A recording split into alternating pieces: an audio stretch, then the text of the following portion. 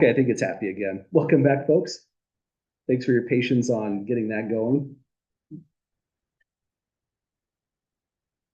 And we're now back to section 2.4, about to start it, but the announcements for the day are that we have quiz number 1 that's finally due today. You can hand this in as the hard copy. You could email me a scanned copy or a cell phone picture of it. However you'd like to turn it in would be just fine. If you ever find that you're having one of those days where you just forgot to bring it to class or forgot to hand it in at the end of class or start of class, you're at home with it, you can just again scan it or take a picture of it with the cell phone, email it to me, and that'd be always just fine. Our second quiz is now posted down below. Here's what it looks like. Going to try to keep everything kind of the same on Canvas, including the quizzes, where they go, what they look like. Only thing different is, well, the information itself. So here's quiz 2. It's a 1 week away turnaround for the due date. It's always good to start them as soon as possible so you can get the opportunity to ask questions on, say, Monday or Wednesday. Other reminders is that it's completely open note, open book. You can ask me questions. You can ask your fellow student questions on them. This is more just a participation credit, is what we've mentioned.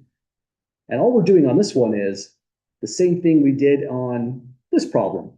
We have some random data that we want to import, crank out some statistics, the sample's mean and the sample's median.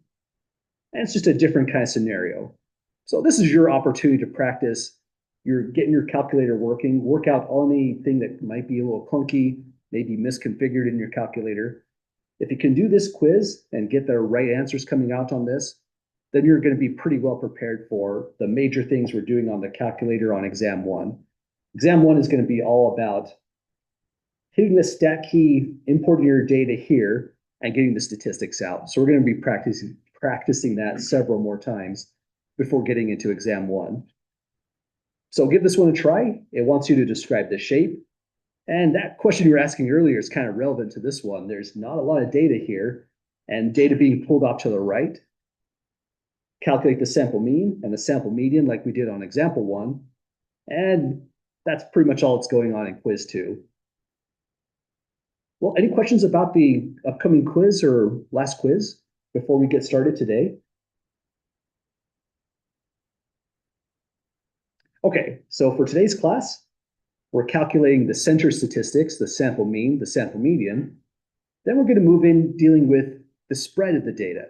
How wide does it take as a range? How spread out is the central area? Those kinds of things. We'll be calculating standard deviation, something called interquartile range. It's a mouthful. And other interesting stuff. We might come back to 2.5 and finish it up on Monday of this week, which means I'm thinking for exam 1, it's only going to go up to 2.5. So Wednesday's class will be covering new ground.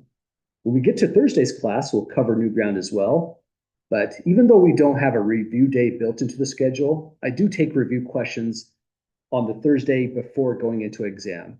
I'll mention this again just as a reminder. So if you're studying for exam 1, maybe looking at these problems, going over your quizzes, there'll be a quiz 1, 2, and a 3 right here. Then any questions you might have on Thursday, you're welcome to bring up. If it turns into a long review session because there's a lot of questions, then that's totally okay as well. So that's where we're at. That's where we're going. And here's where we left off last class. I mentioned this earlier to class before we're getting started. I have a reminder down here on the table. I thought we went to 8:45 last night, so I thought we were actually ending early when we went to 8:42. But actually, we went over. Sorry about that. This class actually officially ends at 8:40. We're going to try to keep that strict since people have places to be. You've possibly told people I'm out of class at 8:40 and I was holding you up for a bit. Sorry about that. But all we did on this problem here is we looked at the data. We observed that it's unimodal, skewed, and an outlier. We imported all of this data into the calculator, and we came up with 2 summary statistics. Down below, just for a record, if you want to come back to this, you can see how we did it step by step. But all honesty, when it comes to these calculators in these day and age, anything you might want to research, you can always just directly email me. And typically what I'm doing is I'm going to go here to some browser like Firefox or Chrome, go to YouTube, And I could give you verbal instructions, but I think sometimes it's more effective to just go like this, TI-84, sample mean.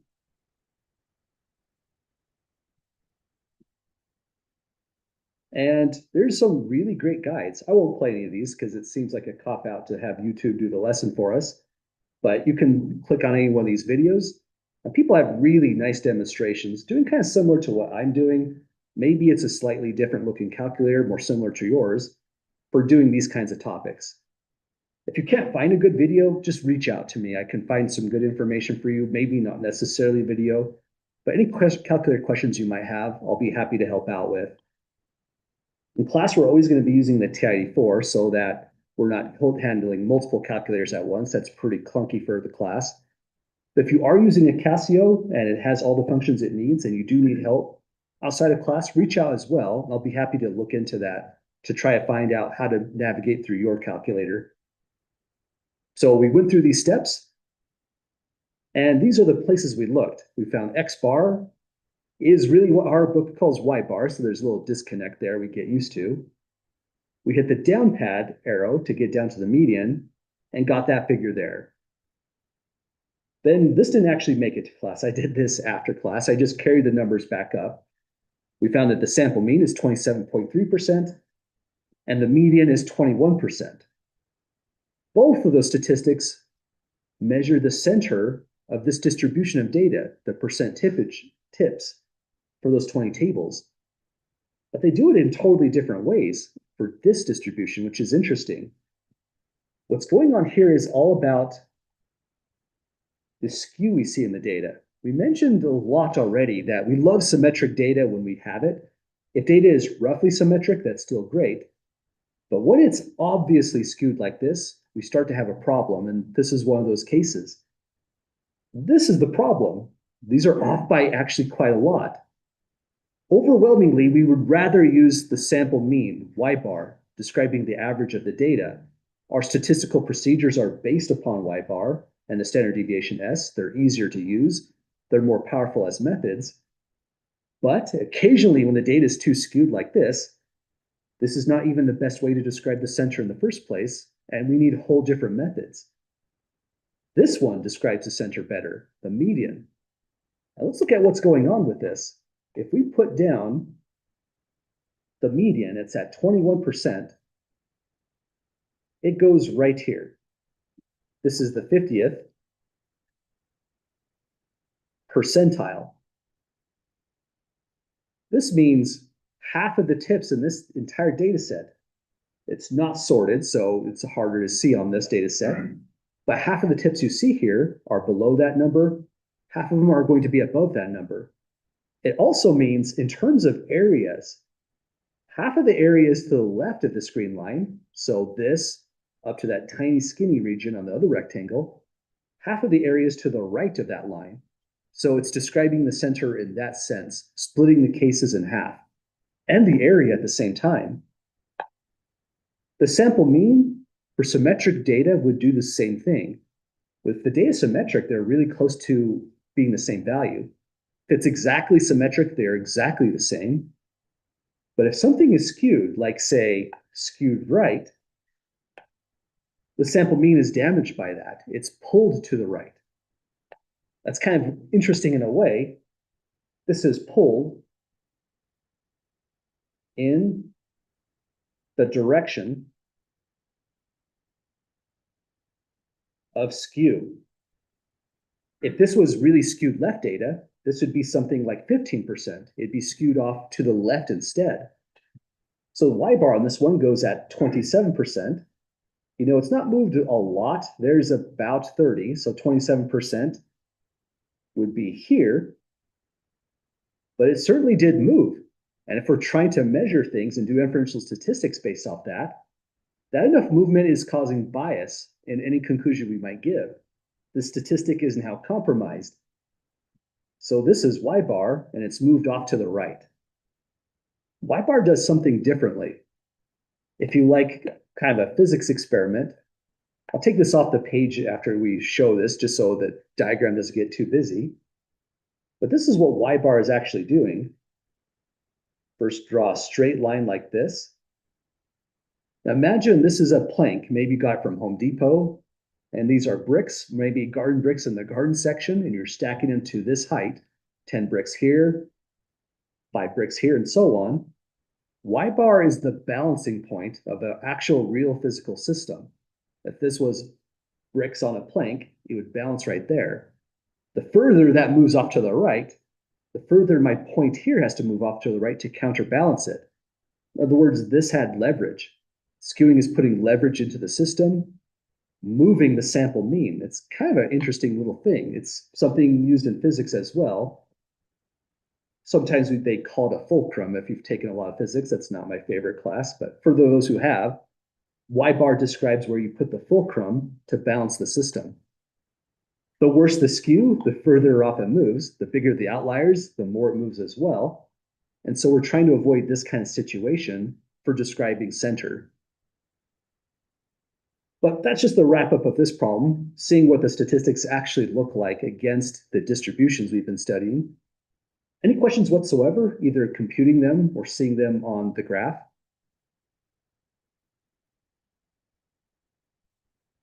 Okay, these notes have just a couple more problems we're going to take a look into then to see what else is going on. And I think we're going to calculate more stuff on these notes, definitely in the next section. And by the way, if you're the kind of person that works ahead on the homework and you're in MyStats lab in section 2.4, it looks a little bit funny. I was trying to find a good exercise in 2.4 where we're going to really calculate these kinds of values, but those exercises kind of missed the mark. They had parts I can't take off that just seems to go around in circles on things we're not covering in this actual class. So 2.4 is kind of a smaller section. The calculating the statistics part, we're really going to put on the quiz. So the quiz is going to be the major part where we do this concept. 2.5 is better. I did find a couple good questions where we will be doing these sort of computations for both the mean and standard deviation though. So let's move on to the next problem. It's a good idea to just put everything we just said on the last problem down on paper once and for all so we can have something to look at. Just writing this down helps it get into our mind as well. We have 3 kinds of distributions that we've really been considering that we look at a lot. Sure, there's the uniform ones and there's the bimodal ones, but for the moment, we'll consider symmetric ones that aren't uniform. They could look like this, for example.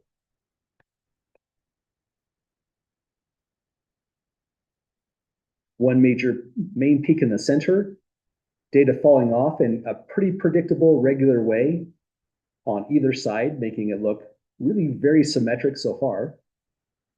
It could have a little bit of skew, maybe one observation going off to the right like that. So this one we would consider to be at least roughly symmetric. Not perfect symmetry at all, but it's not bad. It's not like the very last problem. Next case, we can have data that's skewed to the left. We want to make this skewed enough so that it's not something we'd call roughly symmetric.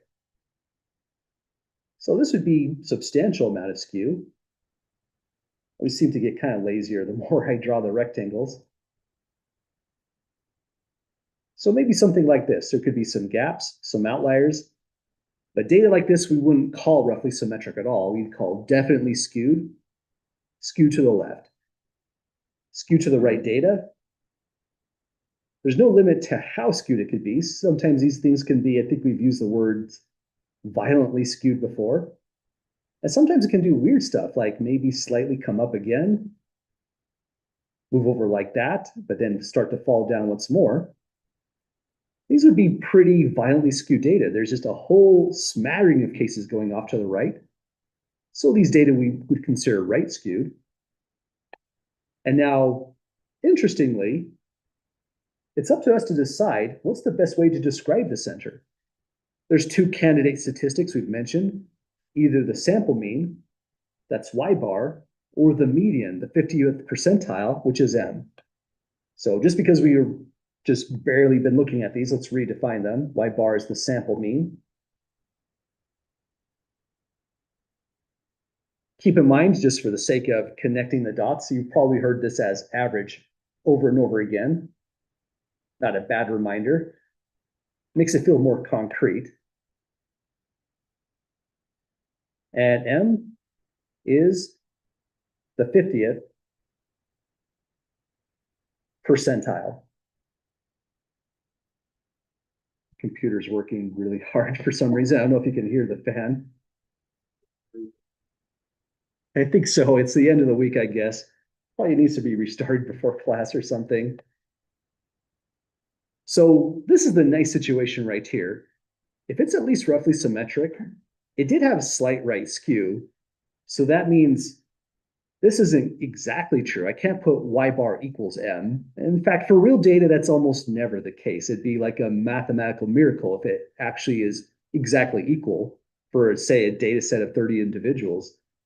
But this would be the case where the sample mean y bar really is approximately equal to the median m. They'd be roughly at the same positions. That would be y bar, and that would be m.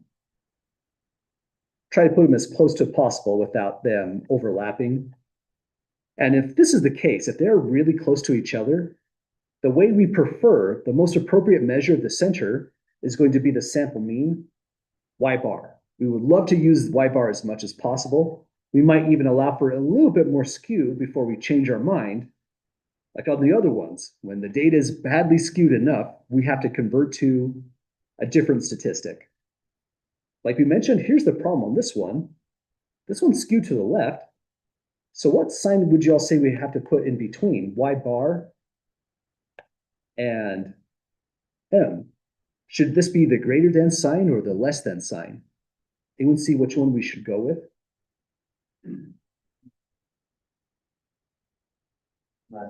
Yeah, absolutely.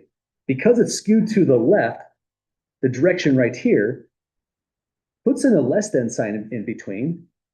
Y bar moves to the left. So on this picture, they might still be kind of close. Y bar might be just noticeably further away for where the median is. Like kind of on our last problem. It's definitely moved off to the left. This is not good for us. Now there's actual bias in measuring the center if we're using y bar. It's not like the statistic is wrong or anything. If we're in Idaho Falls and incomes are skewed, knowing the average income is still valuable. The mayor of the city needs that information to know what kind of revenue they could generate from, say, maybe county taxes. Average income is an important measure. But if you want to describe the typical income for Idaho Falls residents, really it's the median you're going to be thinking about. This is the person you're going to see, everyday person that you run into in Idaho Falls. So appropriate measure for the center in this case is M, the median, and this one. And it's the same story down below. If it's skewed to the right, the only thing that changes is that in the right skew, y bar is now greater than, following the same direction as the skew in the data. So y bar is bigger than m. Here, the median is a little bit more challenging to put down on paper. So if we had real data, we'd want to calculate it. I would guess maybe it's somewhere to the left or about here, because this is quite a lot of area in this position here. And then y bar is going to move somewhere off to the right. Maybe not by a lot, but if you really want to move y bar off by a lot, start putting observations out here. And now y bar, it really does have to move. That's a lot of leverage for an outrageously extreme outlier like these. So now y bar moves accordingly. It budges to the right the more extreme you make it. There's no limit to how far it can move to the right. Just make the skew more violent and the outliers more outrageous.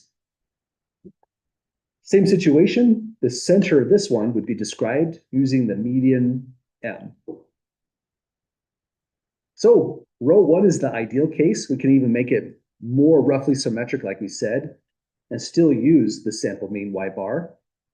And there's also interesting rules of thumb that go along with this that we're going to see later on in the course.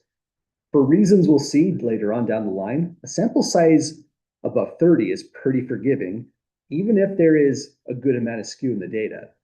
But the more skew, the more sample size you need to get away with those kind of issues. But any last questions, folks, with just this quick rough diagram here on the center of the data?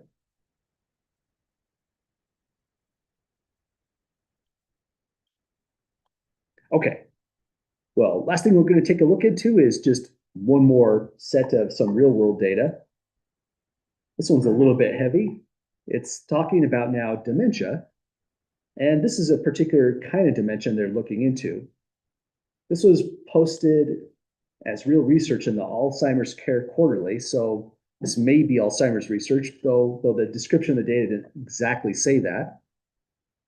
We're told, just for the overall general context, dementia is the loss of intellectual and social abilities severe enough to interfere with judgment, behavior, daily functioning. Most common form of dementia, it turns out to be Alzheimer's. And then here's where this data came from, these values we see down below.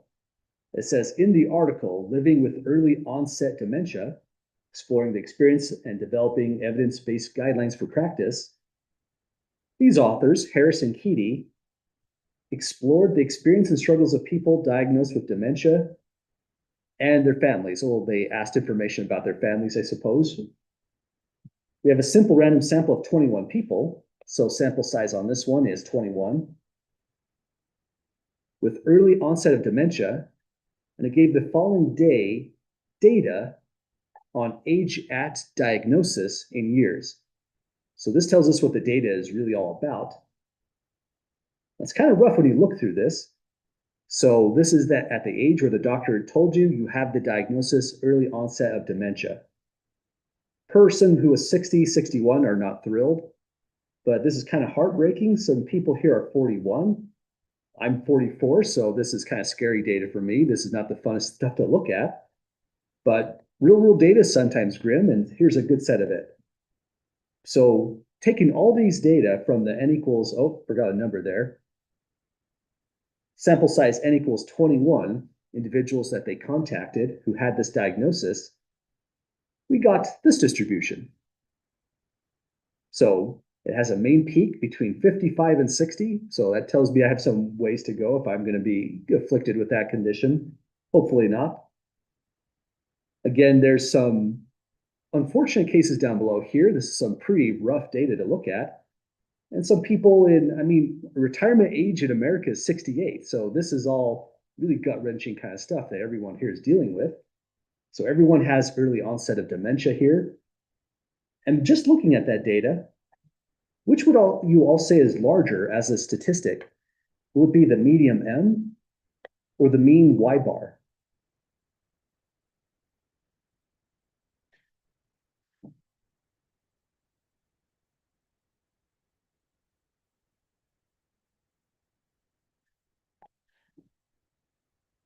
Kind of hard to address on this one. What we could do is just, this is always weird to do as answering a problem. Let's start with the explanation, because the explanation is really, is there skew? And if so, what direction skew? Then we can tell which one is larger. That's what this is all about. Definitely doesn't look symmetric, so we have a good question. We're ruling out that they are close to each other. But now that we're thinking skew, the explain part, what direction would you all say it's skewed in? Is this a skew to the left or skew to the right? Good call. This is left skew data.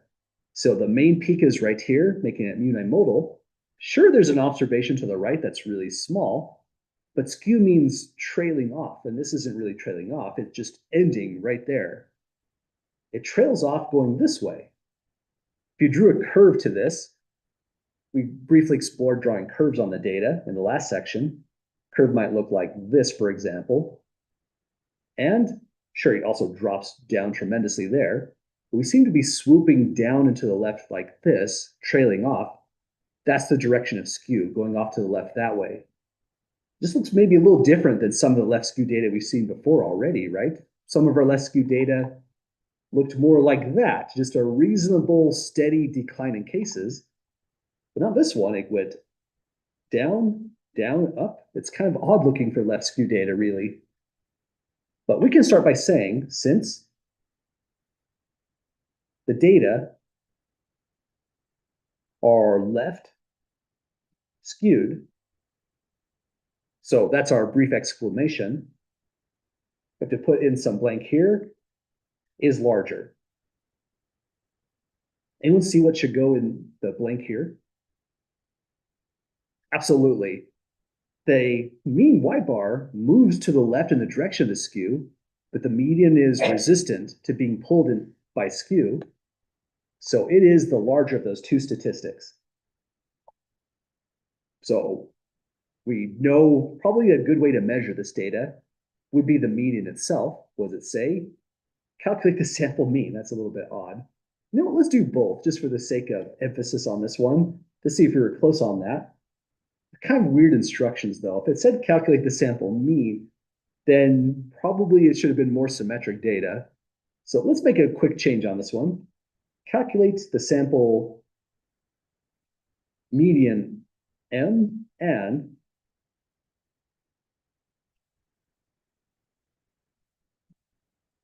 the mean Y bar. Saying just the mean Y bar was probably kind of a weird instructions on that one. Sorry for the quick edit. Always try to put this in just as a reminder. If we've ever changed something from the original notes before we actually went and solved them. Before we do that though, we want to do this task that we've been practicing pretty much throughout the course. Describe the population and the sample using our context. So let's start with sample. We can write this down out of order.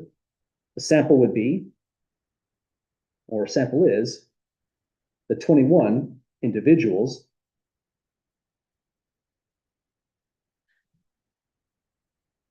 in the study. Oftentimes the sample's kind of a giveaway, but you had to read this part to really identify it as being the sample. Then the next part is the one that we try to be more specific. The population is, forgot to make that a sentence. No worries if it's not a grammatical sentence, if you forgot that article. The population is all. And what would you all say the population should be on this one? Any volunteers to finish out this one?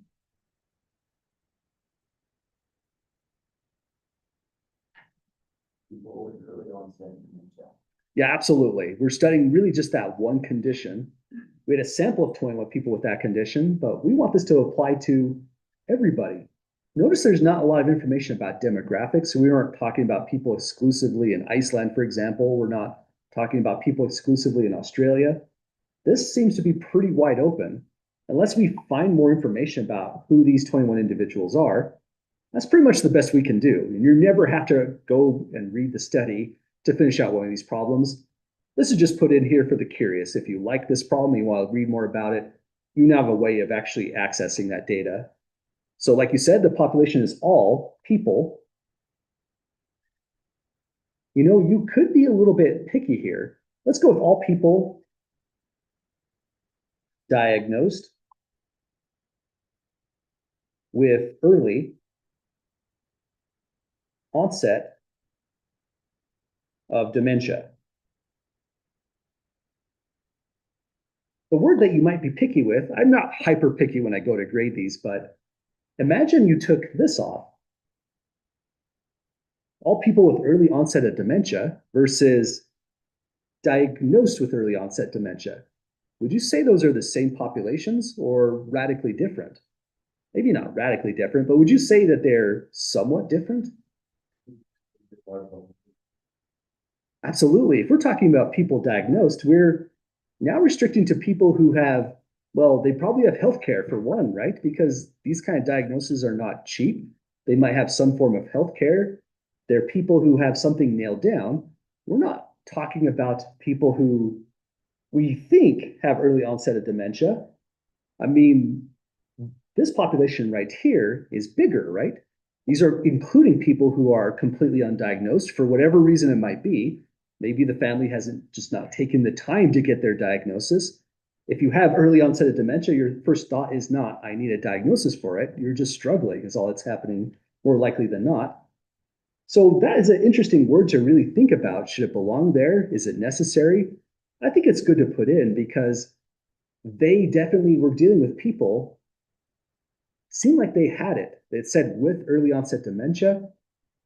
You know, it's not clear that that's implied, but that might be an important word. It does actually at the end. It says, Oh, yeah, diagnosis, right? yeah, So, yeah, that's a good point. Thanks for spotting that. This right alone right here is nailing it down. I seem to just miss that word right there. Good eye. I was gonna argue, do we know that to be true, but Yeah, I was thinking right here with early onset, it's kind of out in the open.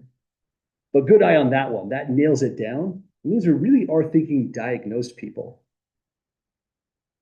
So that means we want the population of interest to be all people with early onset dementia fundamentally. But what they're really working with is strictly diagnosed people. And that's what the conclusions would apply to directly. It could be a slightly different population if you consider everybody. But aside from those weird, small, tiny issues about the population, here's the fun part that's kind of similar to what's going on in the actual quiz. Now we'll calculate the sample median and the mean Y bar. And the good news is we'll see if this is true. My claim is that the median M is larger. We'll see by how many years. So this is the tedious part of class. We want to go carefully when you do this. I'm going to try and go across rows this time and hopefully get it all right. But this is something we want to practice as a skill. So let me just pretend we're doing it for the very first time. This is like our second practice run. We actually have more time on the clock, which helps out. So once again, if you don't quite have your TID4 just yet, then you can practice along still by just seeing how this goes right here from the demonstration. And the sooner you get your TID4, the easier it's going to be to kind of learn these kinds of things. If it's going to be a while before you get it in, don't hesitate to reach out to me. I mentioned before, it looks like on our very first exam over here, we're going to be using it on an exam problem. So if you need a TID4 calculator right away, don't hesitate to reach out. There's things I can help out with, and I can give a loaner calculator on the exam itself. I always bring a couple in case batteries die, stuff like that. First thing we do in your calculator is click the stat key. Immediately right after, just hit enter. And you should see L1, L2, L3. You probably see the old data. Some people might just hit delete. You have to hit delete several times on this to get all the observations away.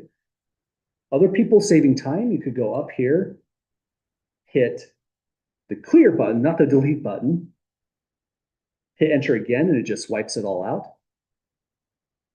And if everything looks just a little bit weird here, let me delete this all away. If you have something that looks maybe like this, or maybe you just accidentally deleted L1, here are the steps to bring it all back. Go stat, setup editor. This is basically reset the calculator so you bring everything back. Hit enter here, hit enter again, and then it should be reset up for you again. So let's go back to that window, hit stat, and then the enter key. And everyone should see something about like this when it's all cleared off. Anyone have anything weird, or is everyone seeing about this so far? Okay, with that all set up, here's the part where we're going to pretend like we work for the IRS. It's all about complete accuracy. Every single value matters. Every decimal point that occurs is important. Every cent matters. If we make a mistake on an exam or quiz, it's not a big deal. If your number is pretty close, I still give full credits in the ballpark. This is more of just not getting angry with MyLab statistics in section 2.5. We have to be really, really exacting on this. So I'll put these in quietly so I'm not distracting you as you type them in as well.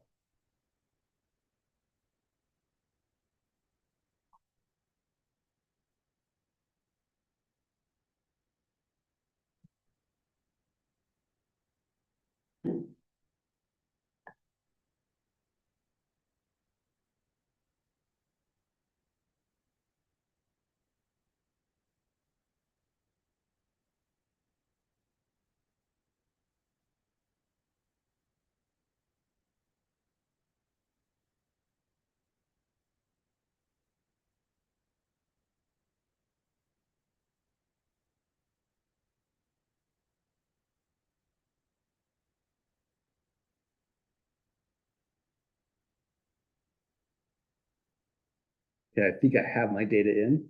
If you put in the last observation 43, immediately look at your sample size. It's at 21. Then look at your calculator. It's saying you're about to put in the 22nd piece of data. So that's telling you you didn't miss anything.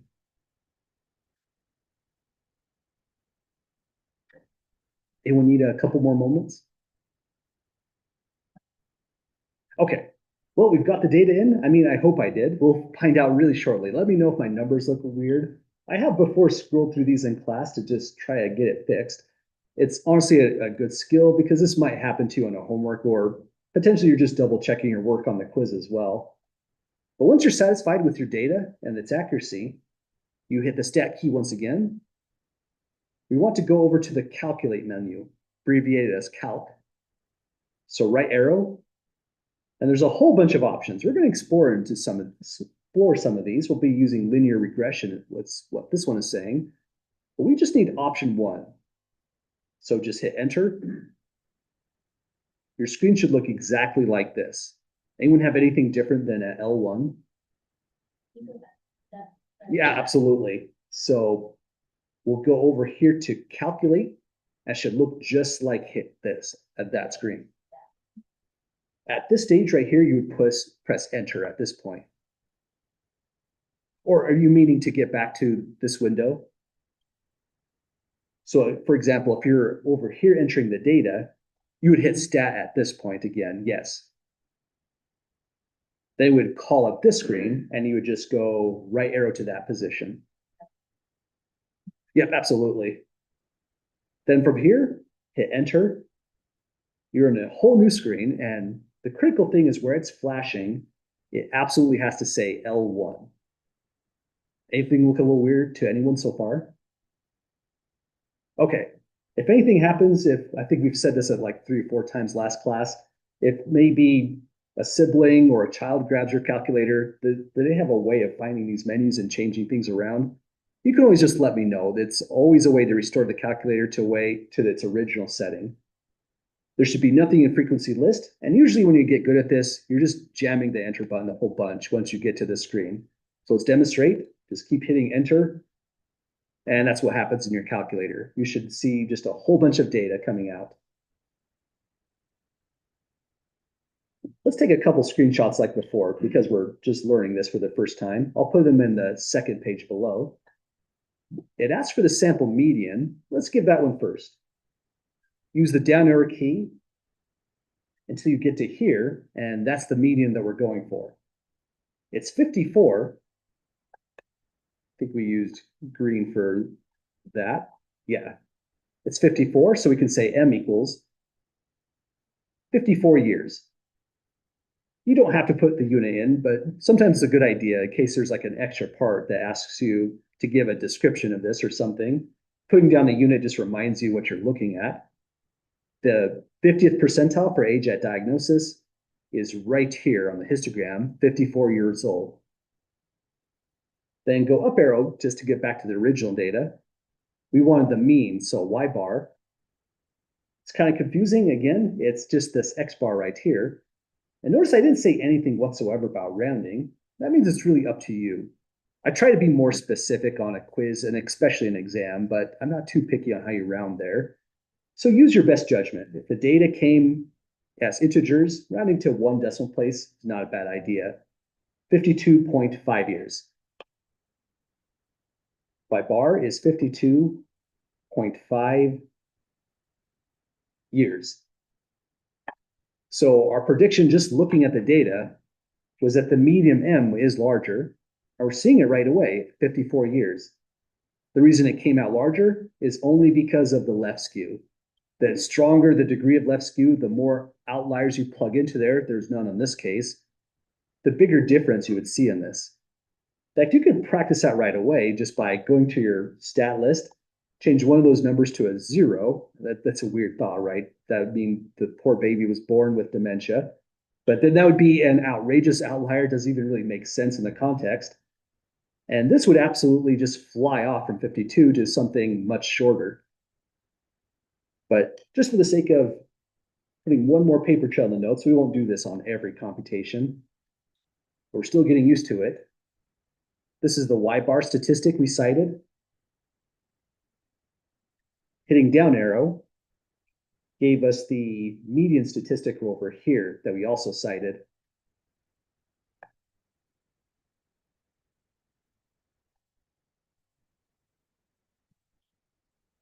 I forgot to ask the class though, how do the numbers look? Are you getting the same numbers so far? Awesome. Strong agreement in the class gives us overwhelming numerical evidence. We all did it correctly. But you never know. There's always that small chance that a lot of us may be putting something wrong. So if you're seeing slightly different numbers, you might have the right data. It's hard to really tell. It's easy to miskey in something. So if this was an exam question and I saw 53 years and maybe 54.5 years, I'm not too worried about that. I'll know that you just miskeyed in something. If I saw like maybe 50 years and maybe down here 48 years, that's the point at which we might start losing some points because then that implies probably several errors in the calculator or maybe just grabbing the wrong values out, something like that. We did it, folks. We are starting to feel like we're actually doing statistics when we start cranking out these kinds of values. It's kind of nice. We can describe where the central values of the data set are. We can say which statistic works a little bit more the best. Median might be the best way to describe this one. But the center we've mentioned is not the full story. How spread out the data is part of describing our data. And that makes sense why it's called spread here. That's what we're getting into very next. So opening that one up. Kind of a nice background. That's one of the things I like about Windows 11. They seem to give you nice things to look at, I guess. Yeah, not always too great. Well, here's our section on spread. It's a lot of stuff. So once again, our goal is to start just breaking this apart. We're hit with a whole bunch of formulas at once, just like in the last section. But just another reminder, we're not going to compute this formula by hand, except once on paper right here. This will not come back as an exam question. I don't think I'm going to ask this as a quiz question. We'll only calculate the standard deviation once by hand, just for the sake of seeing what is going on here to better understand this formula. So we'll only do it once. When you're doing quizzes, exams, and homework problems, you are heavily encouraged to use a calculator because you'll find that this is a hard computation by hand. It takes a lot of steps.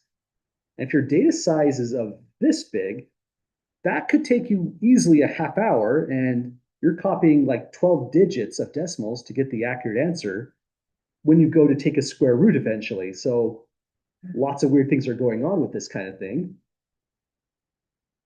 Before we get into calculating all this kind of stuff, let's run through the formulas, see what each part is talking about, and go from there. We're talking about the measures of the spread of the data. Spread, like we said, is how spread out stuff are. How far does one end of the histogram or the other end of the histogram go, or maybe a dot plot. Another way to say that is just variability. How much is one individual different from another? Or you might think of market variability, market volatility in the stock market. It's talking about the same thing. How are things moving around each other? How are individuals different from one another? And the fastest measure of spread you could give to any data set is the range.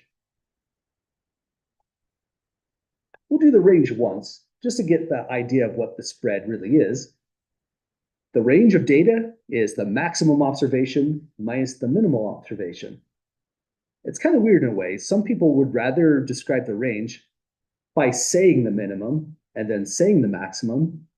But we want to say, when we say range, how long is the distance between the minimum and the maximum? So we subtract and give just one number. So that's one way to do it. We'll practice it on the data set down below. Another way to calculate this is through the so-called sample variance.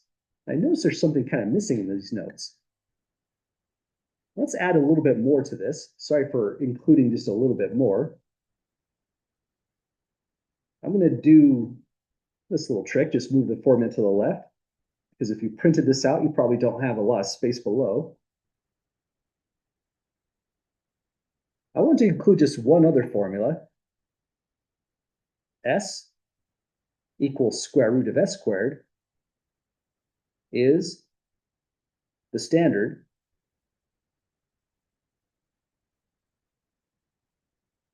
deviation. Kind of shocked I didn't put that in, so sorry for the quick edit on this one. Let's give this a color to make it seem important. Well, the thing about the standard deviation is that it is a legitimate square root. It's the square root of this thing down below, s squared. We don't work with s squared a lot. It's just part of the formula to get to the standard deviation, the thing we really want to work with. Much like the range, the standard deviation is a distance.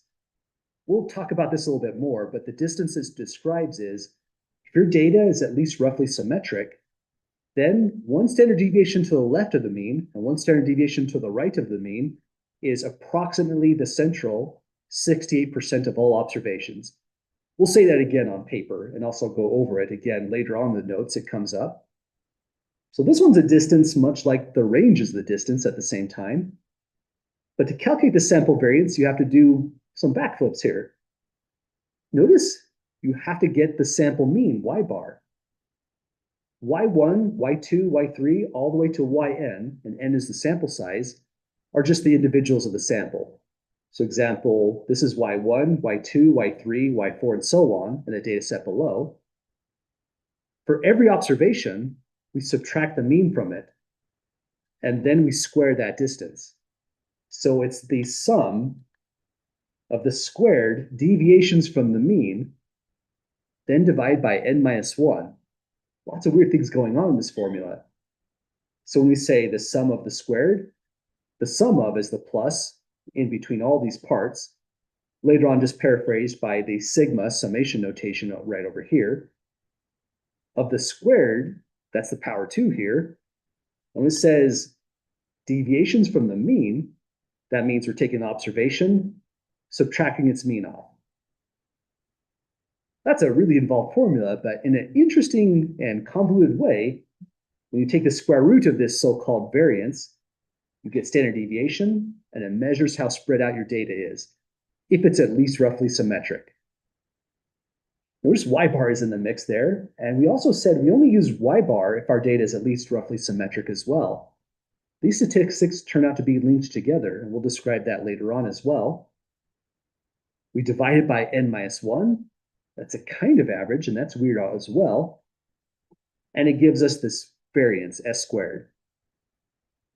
You probably have a lot of questions. Any questions about this so far? We're going to calculate in the calculator first, and then by hand, just to see and better view what all this is trying to say. But you know, I have one question. One question you might ask is, why is it being divided by n minus 1? That's already weird. It's a kind of average, actually. It's a different sort of average as doing the center when you divide by n on this one. This one gave us the sample average. But for somehow, some way, you want to divide by n minus 1 when you're calculating the sample variance. That's already kind of weird. There's a lot of different explanations to give to this. One explanation is, it turns out, if you know the sample mean, and we do know the sample mean, we need it to calculate this, and you happen to know the variance already. So somebody already calculated the variance. Someone knows the sample mean. I can delete one observation, any single one of them, and only one. Let's say y1, just for emphasis.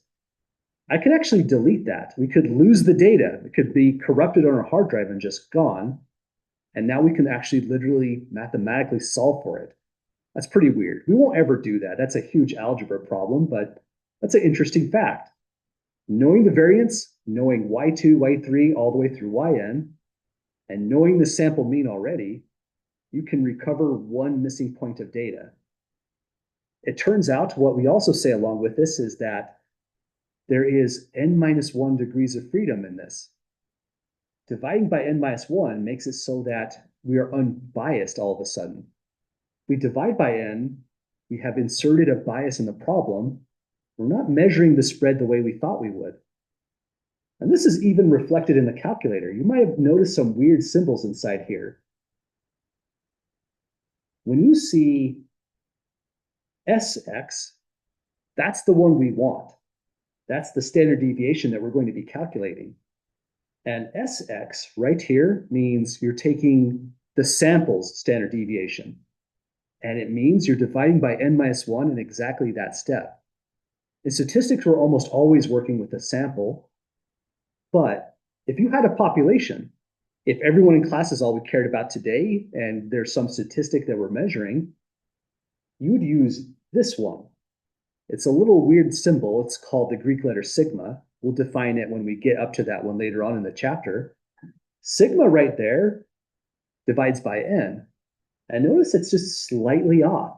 It's biased when you divide by n, unless you really have a population you're working with. So if you know that it's not a sample, this is the population, we have everybody in the population we're accessing, usually pretty rare in statistics, you would use sigma. But in our class, every single time we go to calculate, we're in a sample, we're using this one right here. Data is really weird. This is some crazy explanations I've been giving so far, mostly just waving my hands at it. But this is the fundamental unbiased formula. We divide by one less. There's something weird going on with these data where it has one less degrees of freedom. Now the thought is because Y bar has already captured all the data once already. So it's as if that missing piece of data is there. If you're curious about more explanations, I have some YouTube videos that you could take a look at. They go from interesting geometry problems to crazy math descriptions. So if you like that kind of stuff, there's no end to how much you could talk about this topic.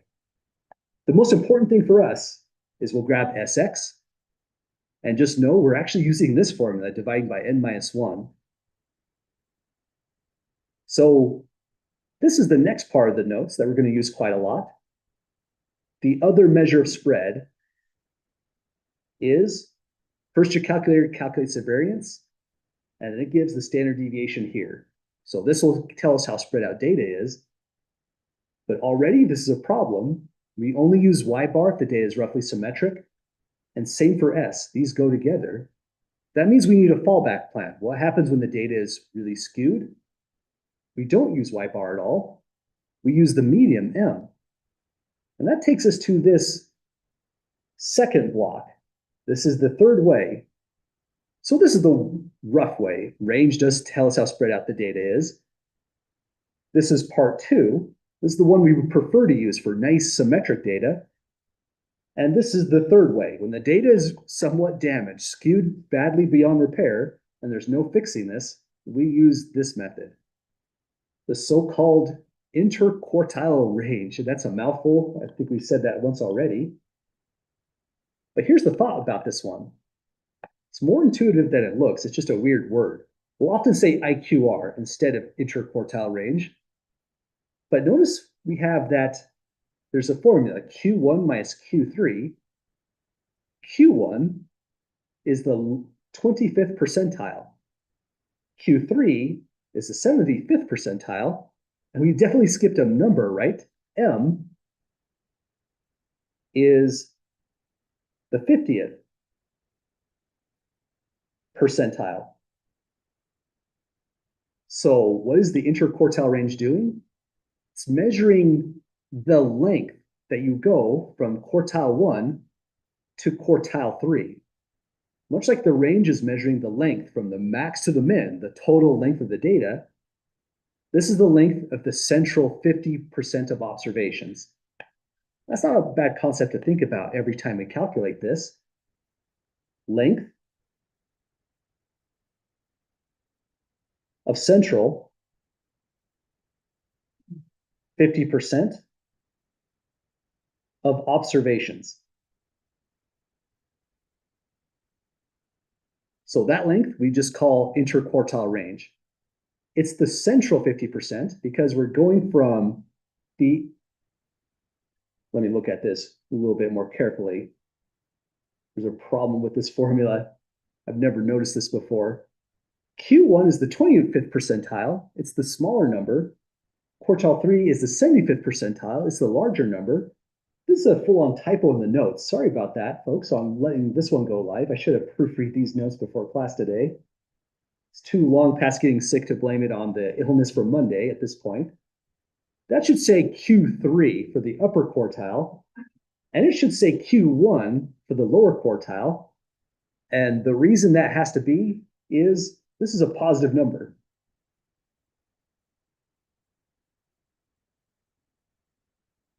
that's an awful typo to throw in there. Sorry about that for anyone who's printed this off or has downloaded this as a PDF. I'm going to make sure this correction gets into the blank lecture notes as well. That's not the nicest typo to have right there. You avoid this error because you can avoid this error by just making sure your interquartile range comes out as positive.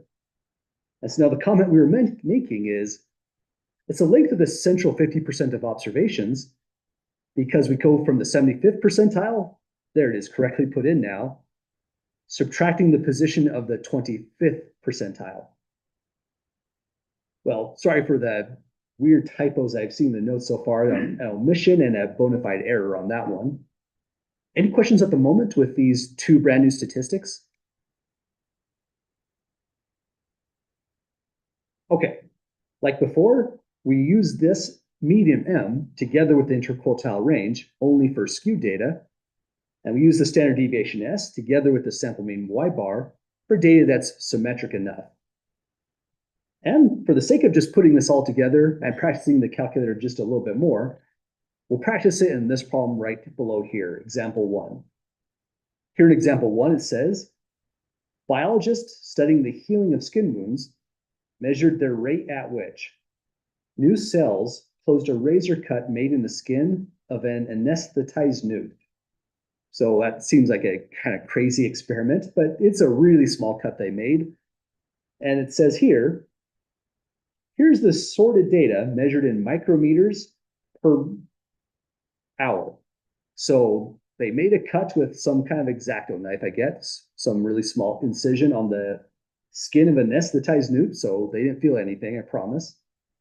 And this is the healing rate, so micrometers, 1 times 10 to the power negative 6 meters per hour, is the unit for all these measurements here.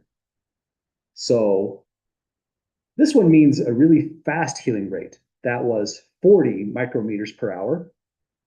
This newt, on the other end of the sorted data, was healing at a really slow healing rate, only 11 micrometers per hour. So this one was healing 4 times faster, just about, than this one way over here. All we're doing is exploring how to work with this data, calculating several values. We want to know what is the center. Well, you could give a mean and a median to that. So this is kind of a roundup of all of our statistics. By the way, this one has a main peak here and a little bit of skew on this one. We might actually call this one roughly symmetric if we were going for a description of this one. Kind of borderline with the good amount of data here, does have somewhat skew to the left, but roughly symmetric would qualify as well. So we'll calculate all these different values just to get a feel for the new definitions above. The fastest one on the list is range, because the range is just saying if you want to know the extent of the data, range is just going to be the max minus the min value. These data was sorted, so that's a little bit helpful. The maximum is 40 minus the minimum, which is 11. So this is 29. You could put in the units micrometers per hour. This symbol mu is a pretty good symbol for that. So it would look like this, micrometers per hour. But I'll leave it off on this one. I'm running out of paper space already on this. Definitely, you probably wouldn't want to write it out, though. That's a kind of tedious. So that's the range of the data. There's pretty good variability if they're vary this much in their healing rate on that cut.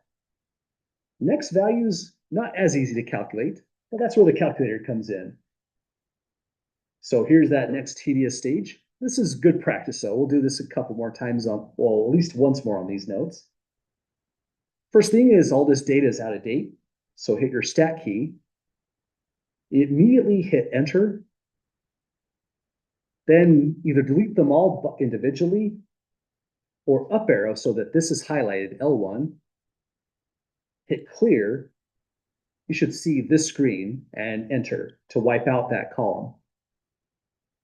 So once it's a clean slate like this, you can begin entering in the data. I'm not sure if it column-wise or row-wise is easier for me. I'll probably go column-wise on this. And I'll get quiet as you're doing that. That's distracting to keep talking.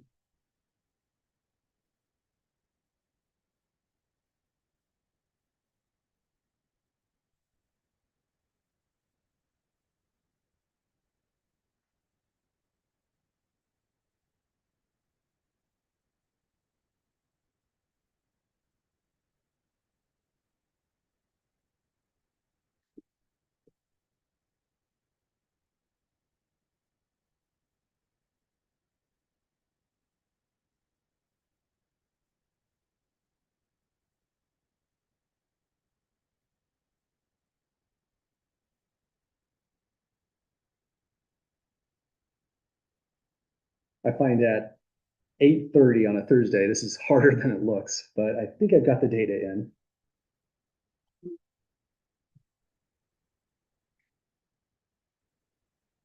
Sample size on this one should be 18 individuals. Anyone need any additional time?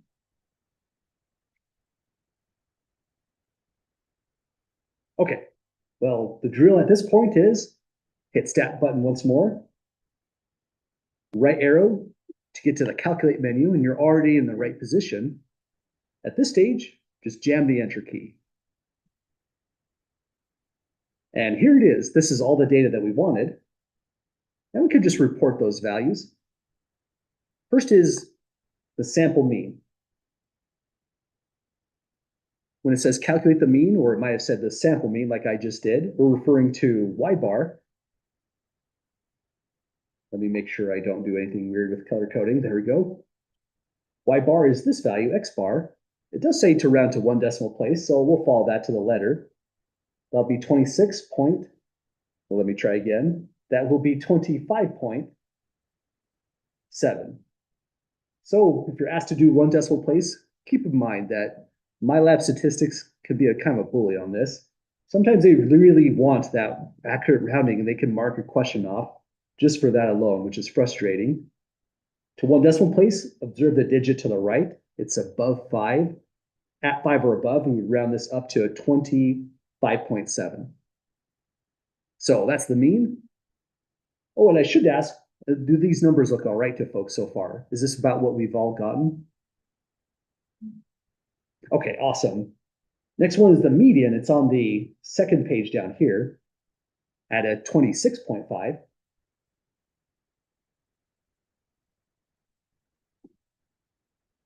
So that connects that.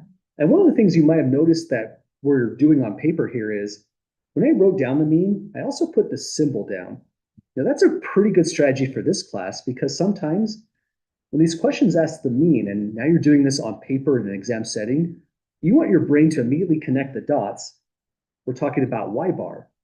It's really a kind of vocabulary question. Knowing that mean refers to the Y bar is important, and there'll be formulas where you plug Y bar into certain locations. So it's a good idea to put in the symbol as well as you go, because that way this is just going to kind of connect all together in your mind. And suddenly when you see the word median, for example, you'll know, oh, that's just uppercase M, the 50th percentile. There's a lot of little things to keep track of in this class, so any kind of extra trick you can take advantage of is always a really good idea. Now the standard deviation. This one we're going to put a screenshot on paper because this one's tricky. Standard deviation is this one. Notice the figure down below is really close on this, but it is different. This is a biased value because we think of this as being a sample of all the healing rates we could have gotten if we had all of the newts of this type going through this experiment. So we report this value. It is 8.3. It has an X next to it. That's just because there could be an X data variable or a Y data variable. We usually just report it as an S.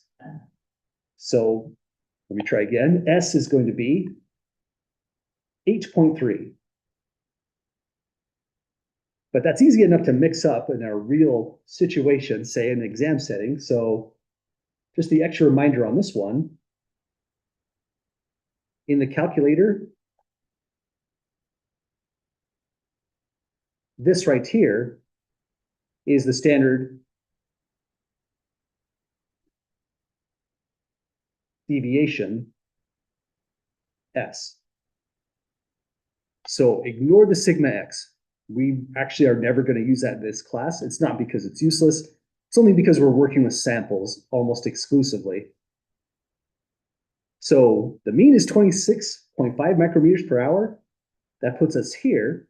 Standard deviation of 8.3 means move a distance 8.3 that way, a distance 8.3 that way, and we've captured about 68% of the data. The more symmetric the data is, the truer that becomes. Next, we want the interquartile range. Good thing we put in the correction right here. This is the way it's calculated.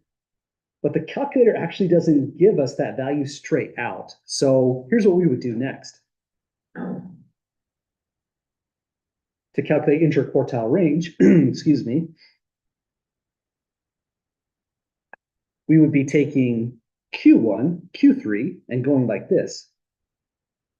IQR equals quartile 3 minus quartile 1.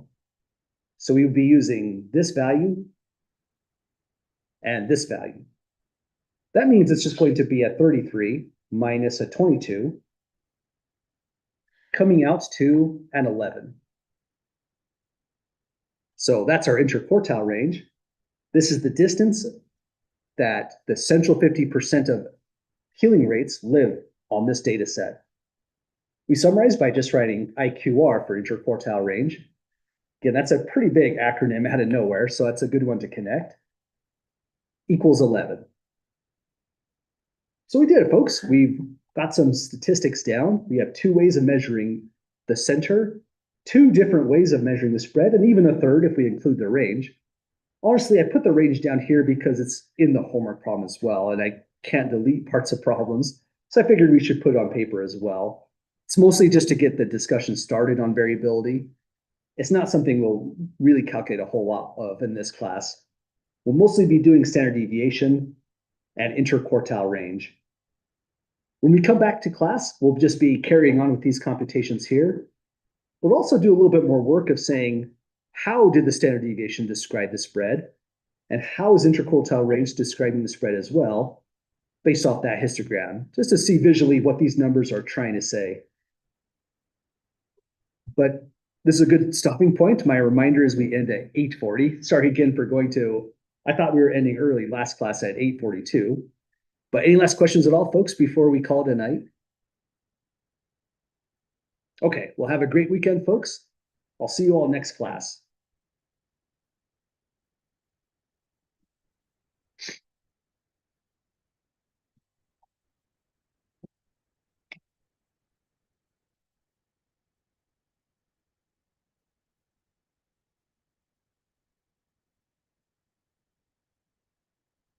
I think so. I Yeah. was doing homework. I stopped, I did my lab statistics and I didn't do all of the questions. Does it like auto grade or something? It does. When you hit the submit button to put in the answer, it just keeps that recorded for all time.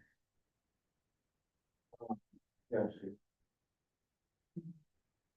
But I think I just have like one question. I didn't finish all of them. Yeah. So it says like, Oh, yeah. So it just gave you your grade up to that point. Yeah. so the other 3 that like I didn't answer, that's why I have that. Yeah, it's not included in there just yet. But their system grades it, right? It does, Not you. yes. Yeah, that's correct. What I'm doing is on, let's see here. I usually do this on either a Friday or up to a Sunday. Sometimes in the middle of the week, if I have extra time, I go into their system, pull the grades and just re-upload it into the Canvas course page. Oh, gotcha. So I'm a slow updater. So when you're working ahead, you're bringing your grade back up. You're probably higher than that if you put in some work in today. Gotcha. But see, you'll see the updates usually Friday, Sunday, sometimes like a Wednesday. Yeah. Also, once I have the quiz in, I'm going to be putting that together as well. The quiz grades together with the MyLab statistics grade. Lost track. Oh, you're good. Is that okay to just turn this in like that? Yeah, absolutely. That'd be On perfect. paper? Yeah. Okay. Thanks. Thank you. Yeah, question? Awesome. Thanks. Not been able to get rid of the work at all since I wasn't here the first day. Mhm. Can you help me find like the book and stuff? Oh, yeah, absolutely. So let me show you where all that stuff is found in here.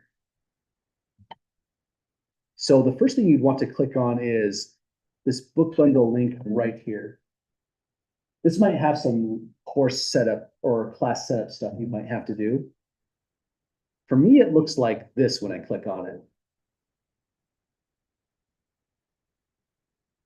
Just this launch courseware button. What does it look like for you?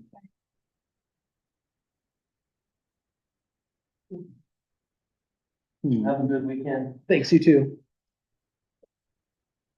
Looks like it was like kind of in a different spot. I had this, the student view. just to make it as similar as possible. You have like a little menu that you can pop out. No worries.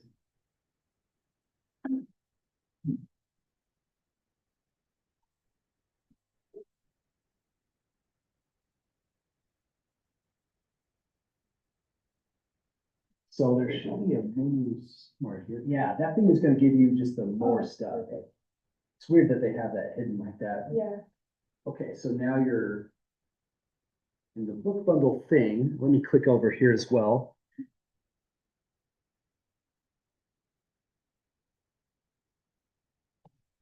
So mine looks like this with the launch courseware, and it's taking its time. Yeah. There's a second link after you do this first time setup that's a little faster. So you want to click on that there to get started. Yeah.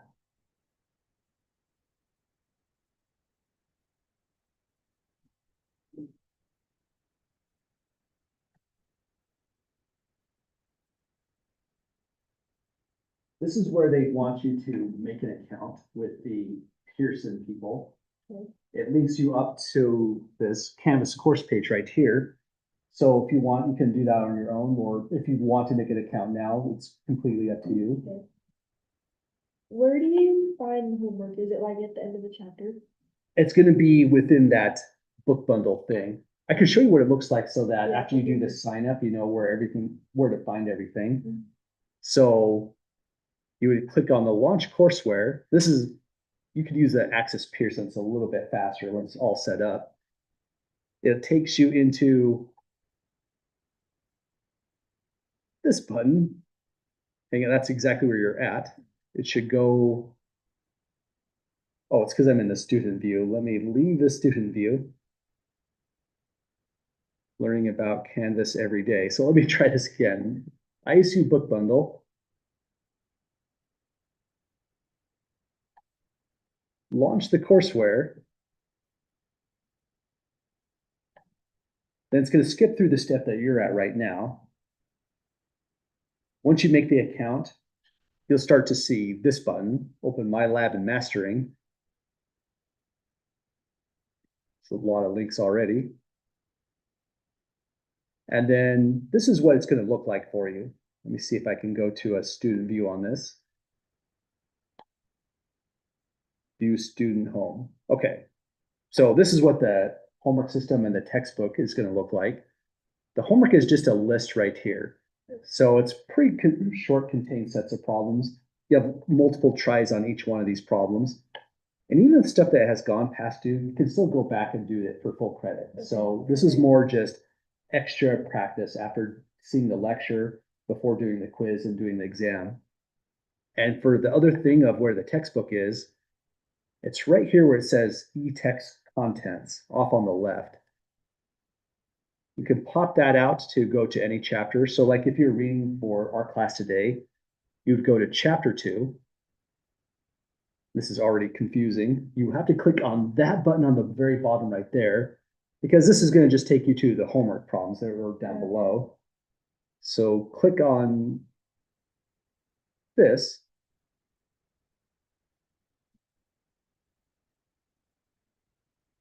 It's a lot of loading just to open a book. But once we're finally here, almost, this is just the chapter opener is what they called it. Can pop out. We've kind of just explored that the AI study tool is a little bit weird. You might find some uses on it, but it didn't look too clever to us when we tried it in class. But the table of contents is going to pop out this, and we were right here in section 2.4.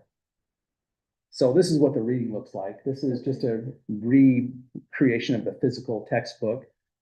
Scrolling through the pages kind of just looks like this. You can go from problem to problem, example to example. There are problems at the end of this if you want to look at all the homework exercises. But typically what you would do is read through this. Then you would go back to assignments.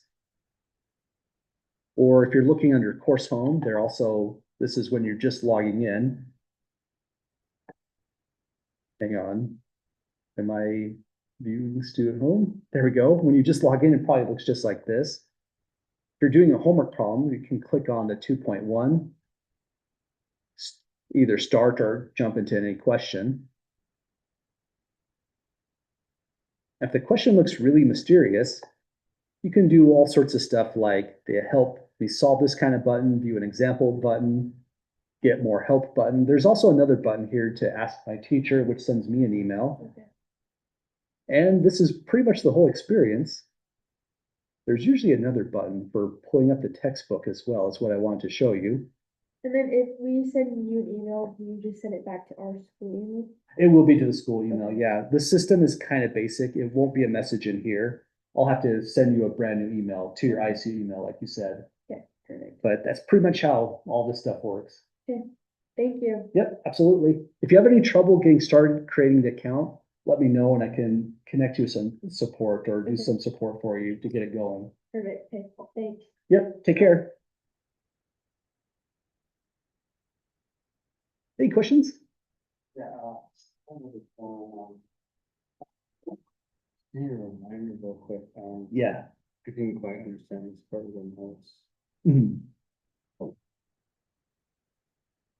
I know that M is half of the sample, right? Or the Not population. quite half, but it's more, you have the right thought. It's gonna be the center. So 50th percentile. So it's the number where half of everyone is lower than M and half of everyone is above M. So somewhere in the middle. Exactly. It's not like you took this whole entire data set from over here. You sort them from least to greatest. Yeah. And the median is literally the one that cuts them in half. Oh. The number in the middle in that sense. So if I were to organize them from least to greatest, it'd be right down the. Exactly, yeah. But isn't it true that, I don't know if I remember this correctly, if it's like even numbers, that looks maybe even, I don't know. This one came out as 21. 21, okay, so if it was 20, when those two numbers in the middle, when I add them and then subtract divided by 2. Yeah, you would average the central ones, yeah. Okay. That's kind of what the calculator is doing for us when we just go and import data and just spit this out. It's doing those kinds of steps.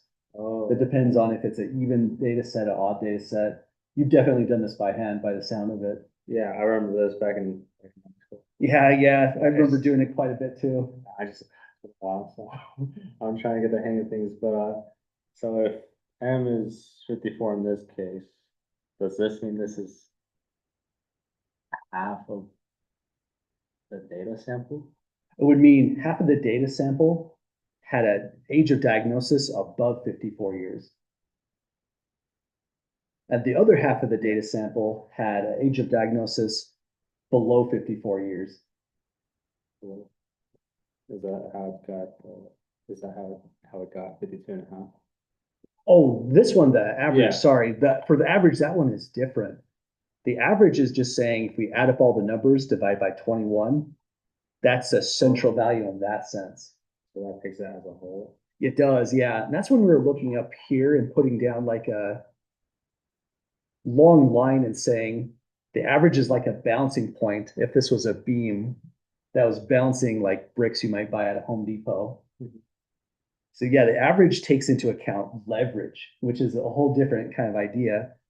But the median is only taking into account the literal half of the data set, sorting them out and cutting it in half.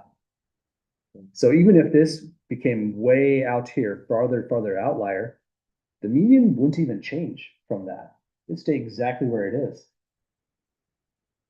But Y bar would move a lot in response. So that was another part I forgot, sorry, is what does this mean by hold in direction of the skew? So if the data is skewed right, like in this one, that means Y bar has moved to the right away from M. This is the central median value.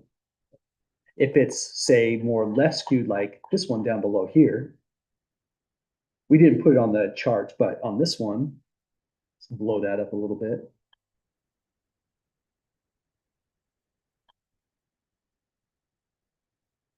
These data were skewed to the left, and that's why Y bar is now smaller than. It got moved off to the left in the same direction of the left skew this time.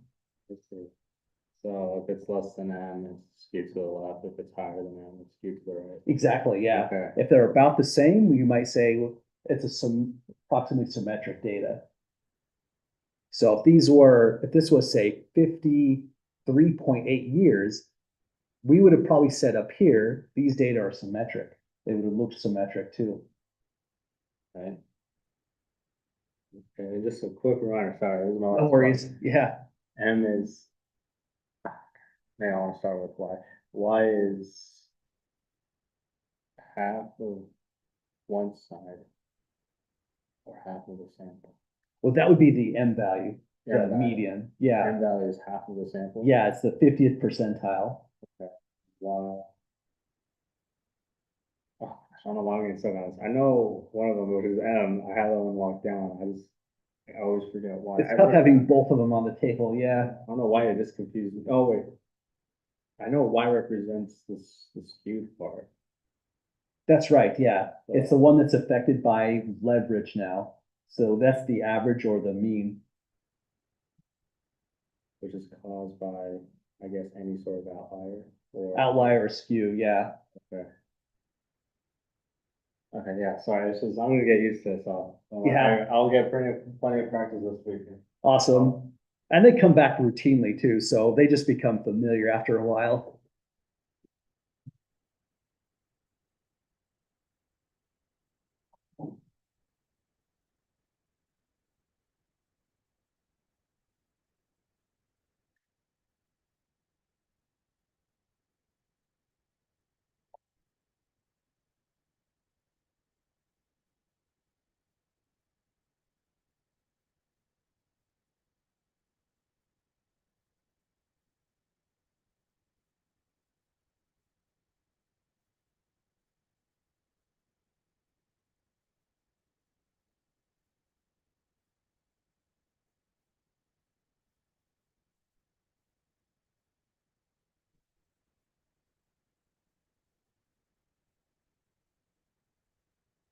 Do you have any plans for the weekend?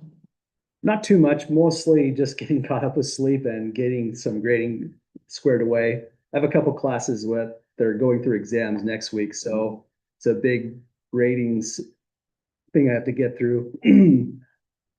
Oh, yeah, that's the other thing, I completely forgot about the homework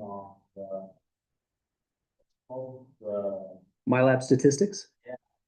I don't know why, I focused on the quiz because I found I had some time, Mhm. and I just completely forgot about the homework, I was busy with work, and then other assignments from other classes, so.